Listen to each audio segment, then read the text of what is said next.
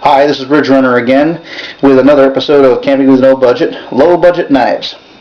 Now, as I said before, the field knife or sheath knife is probably one of the most useful tools you can take into the woods. In fact, other than your brain, it's the best tool you can have in a survival situation.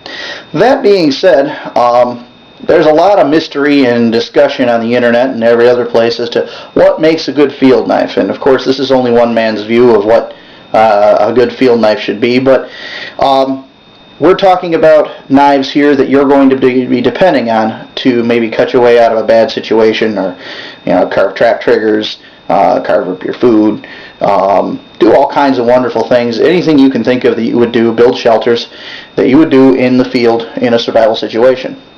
And so first, let me start out with a couple of knives to choose from here that I want to discuss with you.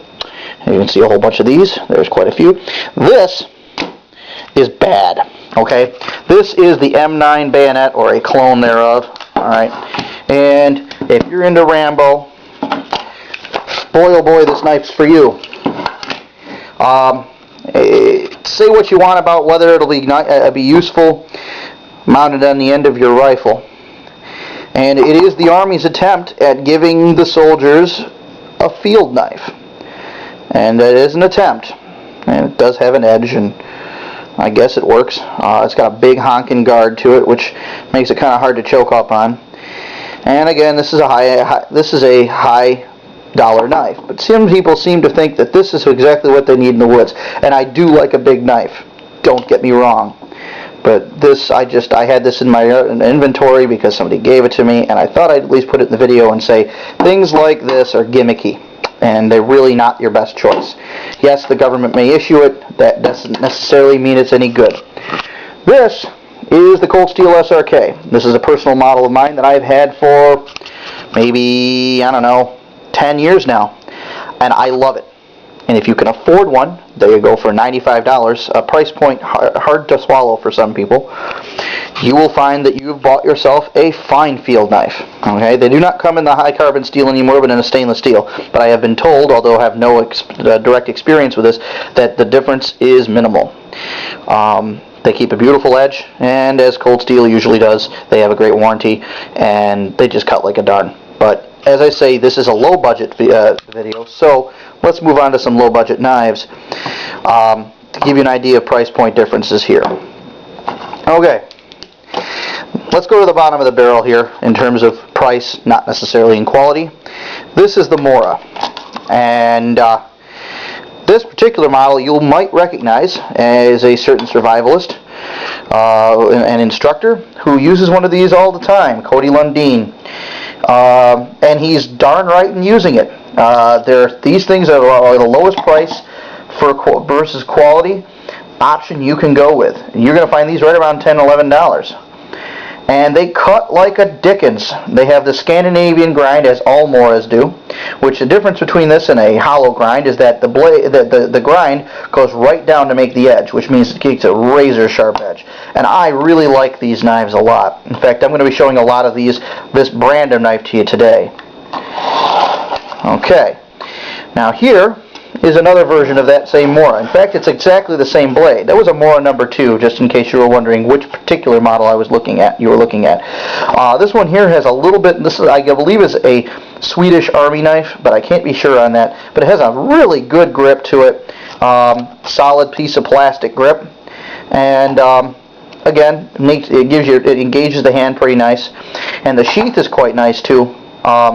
Light enough. Again, you can hang this around your neck. Both of those knives, all of these knives, you can actually. They're that light. And the nice thing is you don't know what's there until you need it most. But this one has a guard, which keeps your fingers from slipping out onto the blade. A rarity, by the way. It's not necessary, but I find it useful at times, especially when you're up inside an animal, gutting it, and you're all slimy and stuff. Anyway, but this is a good choice for you right here. I like these. I like this model, and this one's actually my girlfriend's. Anyway, let's set this over here. This is the clipper model. In fact, I've got 2 of them. Alright. This one here. But what I like about the clipper model is this. If you're in the military and you utilize molly gear, and most people in the military do at some point, The clipper model, the clip actually mounts very, very nicely onto your MOLLE gear. And if you're a soldier and you need to you want to carry a bushcraft knife in addition to your combat knife, or hot tomahawk, or whatever it is you're choosing, this is an excellent choice because it really weighs nothing and it gives you a lot of bang for your buck. I don't know if I want to go into combat fighting with it, but it is a decent knife. Now, what I like about another nice thing about these clippers here and the other one go in the same price point, about $15. And the beautiful thing about that is you don't feel too shy about modifying it. Well, this is not a very big modification. This is just a ferrocerium rod hockey taped to the sheath. And notice I got these tabs so that I can pull the hockey tape off quickly if I need to get to my ferrocerium rod. I like hockey tape. It works really well. You can put it on handles. You can put it on various other tools that you make in the field, and it adds a little more human-to-tool interface niceness. This is a very fine knife. I like the clippers probably most of all. And the reason why is because it really engages the hand. It's kind of got this rubberized grip in addition to that hard plastic, same as the other one. And if you look closely, it's knurled. And it just, for me, it engages the hand really well. This particular one's a high carbon steel. This one here, I'm not going to bother pulling out, looks exactly the same, is a stainless steel. The edge holding characteristics are pretty much the same. But these are a very fine knife choice, and again in the $15 range. Now, Cold Steel has been doing a little more. You already saw how I like Cold Steel, but they have a full line of these traditional design knives. Okay, let's see if I can get this out of the sheath for you here. This is the Thin Wolf. It's their longer version of the Thin Bear. I believe they discontinued this model, but they have many, many other models like this. They have a roach belly, they call it. They have the Canadian belt knife, which I have, but I couldn't seem to locate for this video. And it's a fine knife. And they're going in right around the same price point as the Moras, and they do have a beautiful edge. They have a pouch-style sheath. It's not as secure, but pretty much the same thing. And as you can tell, it buries it all up to almost to the end of the handle here, and that's good because if you're not going to have that clip-in sheath, then you really want that dipped in there real good so it doesn't catch on things and you lose your knife. I like this particular knife, this one, very much. I put a lot of use into it, although you can't tell. I mean, they really wear nicely.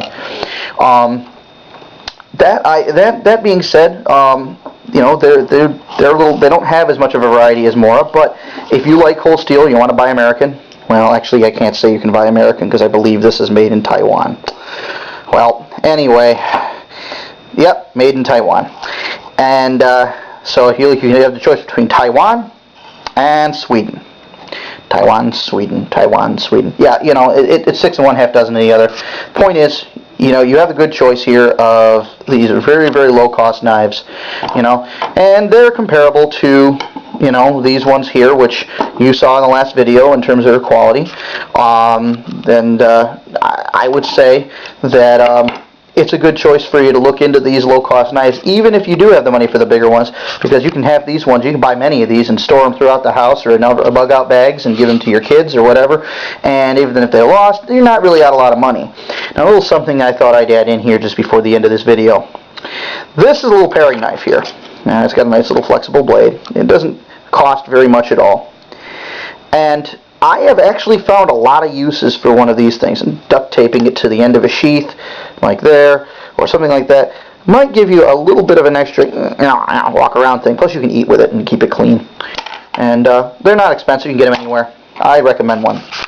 Anyway, I'm coming to the end of the video, this particular video, as they reduced me to 10 minutes, but I will say goodbye for now, and thank you for watching. I hope you enjoyed this next edition of the Camping with No Budget, Low Budget Knives. Next will be stoves. I'm going to be creating different stoves for you and showing you what they can do. Alright, and you'll meet a friend of mine in the process. So long.